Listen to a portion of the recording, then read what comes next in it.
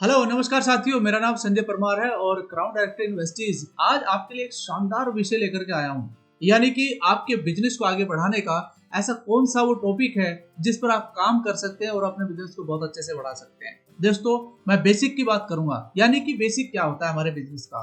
Prospecting and follow up. जी हाँ, जो ये दो काम कोई भी व्यक्ति जो लीडर है इस बिजनेस का, जो करना चाहता है बड़ा बिजनेस, उसको बस दो चीज सीखना बहुत जरूरी है। यानी कि प्रोस्पेक्टिंग एंड फॉलो अप। साथियों, ये बिजनेस नए रिक्रूटमेंट का बिजनेस है। अगर आप रिक्रूटमेंट रोक देते हैं तो आपका काम रुक जाता है और ये काम बेसिकली आपको हर समय करना होगा।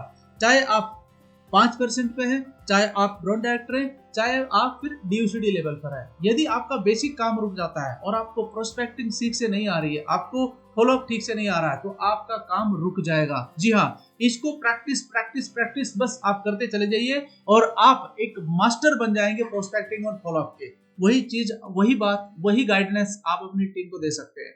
मैं आपको अपनी तरफ से कुछ अनुभव शेयर करूंगा कि मैं किस तरीके से प्रोस्पेक्टिंग करता हूं और ऐसी वो कौन सी आदतें मैं डाल रखी है अपने आप को कि मैं यहाँ से और बहुत अच्छा अपना बिजनेस कर रहा हूँ। साथियों, इसे बहुत ध्यान से सुनिएगा, आपके बहुत काम आने वाला है। ये पूरा का पूरा टॉपिक ही आपके लिए बहुत बेस्ट रहेगा। मैं आपसे उम्मीद करूंगा कि आप जितनी भी बातें यहाँ पर सीखने आए हैं, आप इससे बेहतरीन तरीके से अपने बिजनेस को आगे बढ़ा सकते हैं। यानी कि पहली स्लाइड पर चलता हूँ, प्रोस्पेक्टिंग। जी हाँ, प्रोस्पेक्टिंग का मतलब होता है किसी नए व्यक्ति को बिजनेस में लाने के लिए उससे बातचीत करना। वो कौन से तरीके होने चाहिए जिससे आप अपनी प्रोस्पेक्टिंग अच्छी तरीके से कर सकते हैं। साथ ही प्रोस्पेक्टिंग का मतलब ये नहीं है कि आपको बहुत अच्छी नॉलेज है, सिर्फ उस पर डिपेंड नहीं होता है। उसके साथ साथ आपको कुछ और आदतें अपनी डालनी होती है। वो कौन सी आदतें हैं वो जानना बहुत जरूरी है।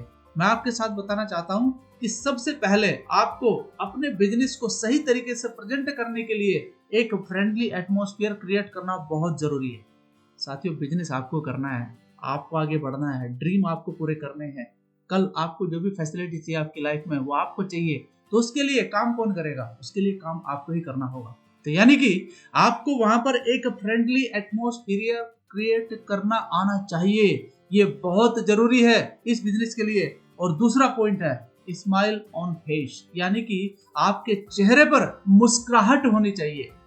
मैं आपको बता दूं दोस्तों, सेल्स का काम मुरझाए हुए चेहरे से नहीं होता है।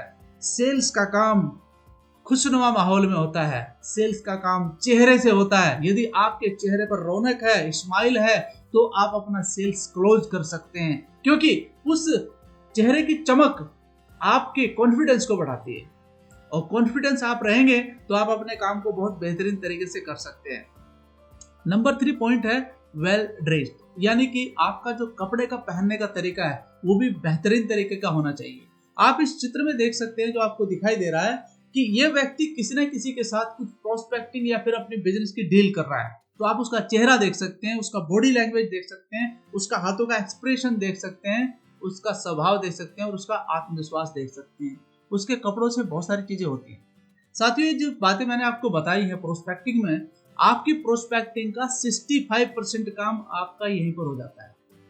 आपका 65% काम यहीं पर हो जाता है। यानी कि आधे से ज्यादा युद्ध आप यहीं पर जीत लेते हैं। तो सबसे पहले अपने आप को तैयार करना जरूरी है। यानी कि आपको एक बिजनेसमैन लगना चाहिए, राइट। तो दूसरा काम है जो बहुत इंपॉर्टेंट है, available tools for the meeting. यानी कि आपके पास वो कौन से टूल है जो आपके बिजनेस में आपको जरूरत पड़ती है। ऐसा ना हो कि आपने बिजनेस प्रेजेंटेशन देना शुरू कर दिया लेकिन आपके पास आपका टूल्स ही पूर्ण रूप से नहीं है।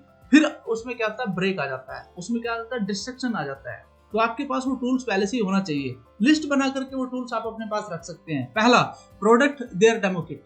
यानी कि आपके पास आपके कुछ प्रोडक्ट होने चाहिए जो इंपॉर्टेंट है, जिनकी नॉलेज आपको बहुत अच्छे से है। दूसरा, उसकी डेमो किट भी आपके पास होनी चाहिए कि आपको ऐसे कौन से दूसरे सामान की जरूरत है उसको पूरा करने के लिए, वो भी आपके पास पूरा डेमो किट होना चाहिए। दूसरा पॉइंट है इसके अंदर बुक्स और मैगजीन। आपने देखा होगा अक्सर हर टीम अपनी कुछ मैगजीन निकालती है। ऑलरेडी हमारी कंपनी ने भी अपनी मैगजीन निकाल रखी है। तो वो बुक्स और मैगजीन आपके पास अवेलेबल होनी चाहिए। आपके बिजनेस का पूरा प्लान समझने के लिए कुछ लोग खोल करके देखते हैं बुक, भाई क्या किताब है, इसमें क्या लिखा हुआ है। तो वो सारी चीजें आत्मविश्वास दिलाने के लिए होना चाहिए आपके पास। तीसरा पॉइंट है लैपटॉप या मोबाइल आपके पास होना चाहिए, क्योंकि ये सोशल मीडिया का टाइम है दोस्तों। बहुत सारी चीजें जो आप कवर अप नहीं कर सकते हैं वो सोशल मीडिया भी कवर अप कर सकता है। आप बहुत सारी वीडियो, बहुत सारी चीजें होती है, रील्स पड़ी हुई है आजकल बिजनेस के बारे में, किसी व्यक्ति का नाम लो गूगल पर, वो आपको नजर आ जाएगा। आपका मेंटोर जिसके बारे में आप बताना चाहते हो कि देखिए मैं इन लोगों के साथ काम कर रहा हूँ, आप उसे तुरंत अपने लैपटॉप या मोबाइल में दिखा सकते हैं सोशल मीडिया के माध्यम से, तो वो भी बहुत काम करता है, राइट। अब आपका चौथा पॉइंट है पैम्पलेट्स। छोटी छोटी पैम्पलेट आती हैं, मैंने देखा है कि प्रोडक्ट के बारे में भी 10-10 रुपए की वो पैम्पलेट आती है, तो आपके पास वो होनी चाहिए। छोटे छोटे कागजों पर बहुत सारी चीजें होती है, वो भी बहुत काम करता है बिजनेस के अंदर। तो ये दूसरा जो काम है यहाँ पर, available tools for the meetings, ये आपके पास होना बहुत जरूरी है ताकि आप एक बिजनेसमैन की तरह अपना काम सुचारू रूप से पूर्ण कर सकें। और आगे का जो स्लाइड है प्री चेकअप, ये बहुत इंपॉर्टेंट है साथियों। इसमें होता क्या है कि एक टेक्निक है जिसके बारे में मैं हमेशा जिक्र करता हूँ, उसका नाम है बेंट टेक्निक। जी हाँ, बेंट टेक्निक का मतलब होता है टू क्वालिफाई द प्रोस्पेक्ट, यानी कि जिस व्यक्ति को आप बिजनेस प्लान दिखाने जा रहे हैं वो किस तरीके का इंसान है, आप इस बेंट टेक्निक के माध्यम से उसका पता कर सकते हैं। कैसे?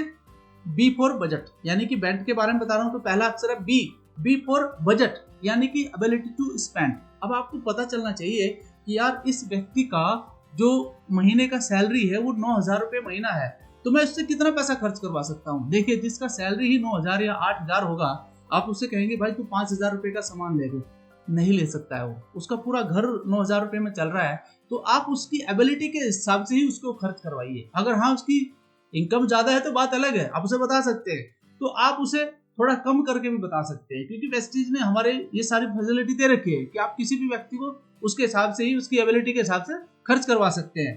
तो ये देखना जरूरी है। तीसरा पॉइंट है ए फॉर अथॉरिटी, यानी कि क्या उस व्यक्ति की उसके घर में अथॉरिटी है काम करने की, या परमिशन है उसको खुद के करने की। हो सकता है वो एक स्टूडेंट हो, उसको तो परमिशन लेनी ही पड़ेगी, वो कोई महिला हो सकती है, उसको परमिशन लेनी पड़ेगी। तो इस तरीके से उस व्यक्ति को भी देखना आपको जरूरी है।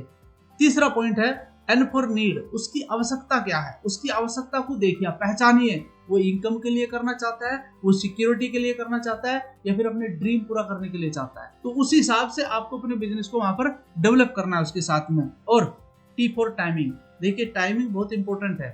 मान लिया एक व्यक्ति को आप टेलीफोन कह रहे हैं कि भाई मैं आपको बिजनेस बताना चाहता हूँ, वो मार्केट में है, नहीं कर पाएगा। वो फैमिली के बीच में कोई फंक्शन में बैठा हुआ है, नहीं कर पाएगा।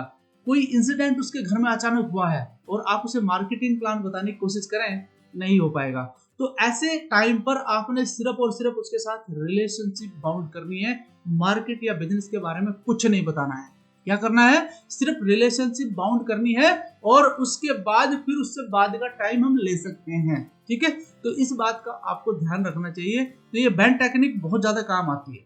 ठीक है दोस्तों, साथ में क्लोजिंग। जी हाँ, anyone interested then meeting with active upline. यदि आपकी प्रोस्पेक्टिंग के बाद कोई भी व्यक्ति इंटरेस्टेड होता है तो आपने तुरंत क्या करना है, अपने अपलाइन जो आपके एक्टिव अपलाइन है उनके साथ एक मीटिंग जरूर कराइए। अगर वो दूर दराज से है तो जूम मीटिंग करा दीजिए, यानी कि डिजिटली मीटिंग कराइए, और यदि पास से है तो फिजिकली मीटिंग करा दीजिए एक बार।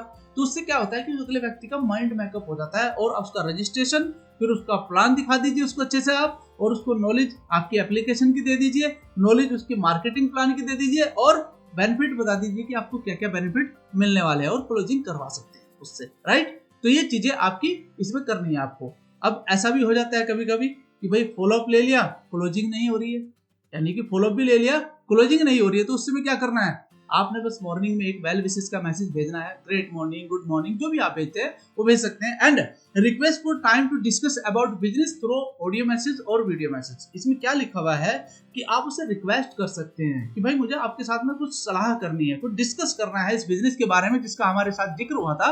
आप उसे ऑडियो मैसेज भेज सकते हैं, आप उसे वीडियो मैसेज भेज सकते हैं। फिर भी कभी कभी कुछ लोग जवाब नहीं देते हैं, तो उस पर भी आगे क्या करना है वो बताता हूँ। If no answer share the number to upline. अगर वो फिर भी आपकी बात का कोई रेस्पॉन्स नहीं कर रहा है, आपका मैसेज देख लिया उसने लेकिन आपको रेस्पॉन्स नहीं किया, तो आप अपने पास उसे ज्यादा देर तक ना रखें। अपने अपलाइन को या फिर अपने सहपाठी जो आपके साथ काम कर रहा है उसको तुरंत वो नंबर ट्रांसफर कर दीजिए, उसको बोलिए कि आप एक बार बात करके देखिए, मेरी बात से वो राजी नहीं है। तो उस तरीके से आप उसे बता सकते हैं। और ओनली 3 कॉलिंग, दोस्तों 3 ही कॉल करना है, उसके बाद ज्यादा कॉल नहीं करना है, क्योंकि उससे अपना गड़बड़ हो सकता है, आपका फोन ब्लॉक भी कर सकता है वो। Do not share personal meeting link, training meeting link, only share mega seminar link. होता क्या है कि जब व्यक्ति क्लोजिंग नहीं कर रहा है तो हम बहुत सारे लोग क्या करते हैं, अपनी ट्रेनिंग की लिंक भी उसको देना शुरू कर देते हैं, अपना पर्सनल मीटिंग का भी देना शुरू कर देते हैं। ऐसा गलती बिल्कुल भी ना करें, ऐसा गलती बिल्कुल भी ना करें। उसे सिर्फ मेगा सेमिनार, जैसे कि हमारी टीम के अंदर एक सामूहिक तौर से 7 बजे की मीटिंग होती है, आप सबको पता है, तो वो आप दे सकते हैं, वो आप दे सकते हैं। बाकी अपना कोई पर्सनल मीटिंग लिंक उसको मत शेयर कीजिएगा जब तक वो आपके बिजनेस में नहीं आता है। साथ में अगर फॉलोअप हुआ और क्लोजिंग भी हो रही है तो क्या करना है, यानी कि फॉलोअप ले लिया, क्लोजिंग भी कर दिया, अब क्या करना है, well wishes, good morning, great morning, ये आपको भेजना ही भेजना है। साथ में उसको क्या करना है, अपने जो मीटिंग के शेड्यूल्ड है उनको आपको देना है एप्लीकेशन की नॉलेज, मार्केटिंग प्लान की नॉलेज, बिजनेस नॉलेज और प्रोस्पेक्टिंग के बारे में उसको सिखाना है कि सर प्रोस्पेक्टिंग क्या करते हैं। बहुत सारे लोग कि वो तुरंत जैसे एड ऑन हुए तुरंत प्रोस्पेक्टिंग करने लगते हैं, तो ये गलत है। उसको समझाइए पहले कि सर देखिए आपकी आज रजिस्ट्रेशन हुआ है, आज ही किसी को बिजनेस मत बताइए, आप थोड़ा सीख लीजिए, मार्केटिंग प्लान सीख लीजिए, बिजनेस की नॉलेज थोड़ी सी ले लीजिए, प्रोडक्ट के बारे में थोड़ा सीख लीजिए, एप्लीकेशन सीख लीजिए, 3 से 4 दिन लगता है। तो अब आप उसको बोलिए कि अब आप कर सकते हैं प्रोस्पेक्टिंग, ताकि उसको बिजनेस के बारे में तो थोड़ा जानकारी हो। भाई लोग तो सवाल करेंगे ना उसको, फिर उसको सवाल के जवाब आएंगे नहीं तो मामला गड़बड़ हो जाता है वहां पर। तो इसलिए उसको थोड़ा रोकिए, उसको पहले ही बता दीजिए कि सर अभी आप प्रोस्पेक्टिंग मत कीजिएगा, सबसे पहले 3-4 चीजें आप सीख लीजिए, उसके बाद फिर आप प्रोस्पेक्टिंग कर सकते हैं। फिर प्रोस्पेक्टिंग कैसे करनी है वो भी सिखा देना है उसको, कि किन लोगों के साथ किस तरीके से बात करनी है। तो ये जो मैं आपको बता रहा हूँ ये बातें बहुत काम आएंगी आपको उस व्यक्ति को समझाने के लिए जो आपका नया व्यक्ति है। नोट यहाँ पर थोड़ा सा जरूरी है, attention for 2 week for learning period. देखिए मैं तो 3-4 दिन की बात कर रहा हूँ, लेकिन यहाँ पर कहा जा रहा है कि कम से कम 2 वीक का उस व्यक्ति को ट्रेनिंग दीजिए आप, 2 वीक तक तैयार कीजिए उसको। क्योंकि जो व्यक्ति यहाँ से सपने बड़े करना चाहता है, बड़ा काम करना चाहता है, जीवन भर ऐशो आराम की जिंदगी जीना चाहता है, क्या उसके लिए मात्र 2 वीक नहीं दे सकता सीखने के लिए हैं? लोग तो भाई साहब सीखने के लिए साल भर दे देते हैं ट्रेनिंग में, तो यहाँ पर क्या 2 हफ्ते नहीं दे सकता सीखने के लिए? अच्छे से बिजनेस को सीखे और आगे बढ़े।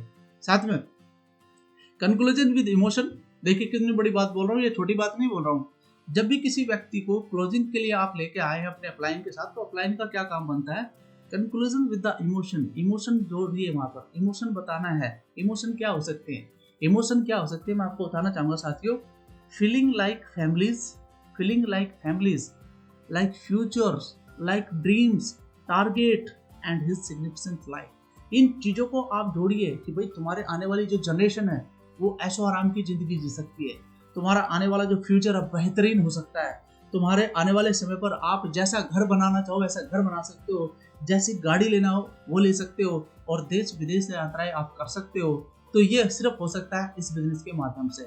आप काम कीजिए, कुछ 1-2 या 3-4 जो भी लोगों के आपको नाम है उनकी आप सफलता की कहानी उस व्यक्ति को बता सकते हैं, और इमोशन के साथ बहुत अच्छे से आप वेल विश करके उस व्यक्ति को अपने बिजनेस में ला सकते हो।